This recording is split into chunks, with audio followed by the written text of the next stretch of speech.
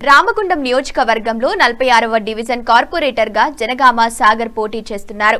మార్పుకై ఆలోచించండి, ఆశీర్వదించండి, కమలం గుర్తుకే ఓటు వేయండి అని అంటున్నారు. మన డివిజన్ లో పుట్టిన ఆడ శిశువులకు 25,016 రూపాయల, అబ్బాయిలకు 10,016 రూపాయలు ఇస్తానని, అండర్ గ్రౌండ్ డ్రైనేజీ నిర్మాణంలో సీసీ రోడ్లు, మంచినీటి కొరకు లేకుండా కృషి చేస్తానని, డివిజన్ మహిళలకు స్వశక్తి మహిళా గ్రూపు రుణాలు వచ్చేలా కృషి చేస్తానని, ప్రధానమంత్రి ఆవాస్ యోజన ద్వారా సొంతింటి కళ సబ్సిడీతో కూడిన ఇండ్లను మంజూరు కోసం కృషి చేస్తానని అన్నారు.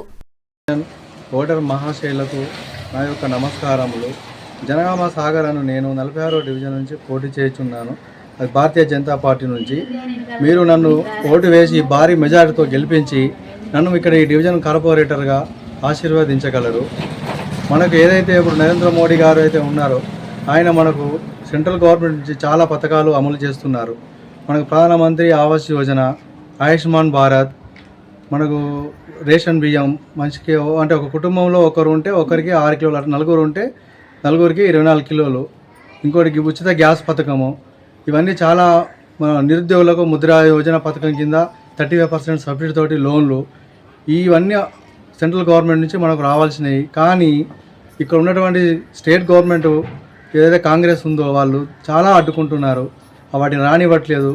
మనకు బీజేపీ పార్టీని ఇక్కడ మనం ఏమాత్రం గెలవకుండా స్థానికంగా కానీ స్టేట్లో కానీ ఏం లేకుండా వీళ్ళు దుష్ప్రచారం చేసి ఈ మోడీ పథకాలను ఏవైతే ఉన్నాయో మా మోడీ గారి వాటిని రాకుండా వీళ్ళు అడ్డుకోవడం జరుగుతుంది. కాబట్టి దయచేసి ప్రజలారా మీరు మా బీజేపీ పార్టీని గెలిపించినట్టయితే సెంట్రల్ గవర్నమెంట్ నుంచి రావాల్సిన ఫండ్స్ అన్ని డైరెక్ట్ మీకు అమలు అయ్యేలా మేము ఖచ్చితంగా మీకు అమలు చేపిస్తాము. నిరుద్యోగులకు ఉద్యోగము, ఉపాధి, ఏ పథకాలు అయితే ఏమున్నాయో ఆవాస్ యోజన, ఆయుష్మాన్ భారత్, ముద్ర, అవన్నీ మేము అమలు పరిచేలా చేస్తాము.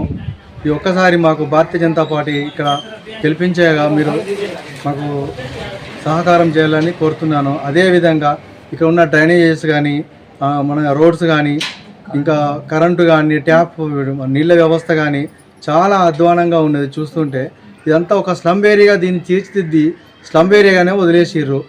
దీన్ని ఒక స్మార్ట్ ఏరియాగా నేను తీర్చిదిద్ది మీకు మంచి ఒక ఏరియాగా నేను డెవలప్మెంట్ చేసి చూపిస్తాను.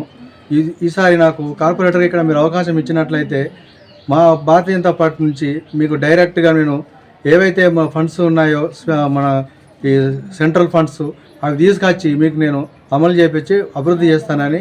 ఇంకొకటి అదేవిధంగా ఇప్పుడు ఇక్కడ మా డివిజన్లో 46వ డివిజన్లో ఒక ఆడబిడ్డ పుట్టినట్టయితే 25,016 మేము ఇవ్వడానికి సిద్ధంగా ఉన్నాము. అదే మగ పిల్లవాడైతే 10,016 ప్రతి 6 నెలలకు ఒకసారి ఉచిత వైద్య శిబిరము వాళ్ళకి ఏర్పాటు చేసి వాళ్ళకి సంబంధించిన ఆరోగ్యానికి సంబంధించిన పరీక్షలు అవన్నీ చేయించి మేము దానికి సంబంధించిన ట్రీట్మెంట్ కూడా మేము ఖచ్చితంగా ఇప్పిస్తాము ఆయుష్మాన్ భారత్ ద్వారా.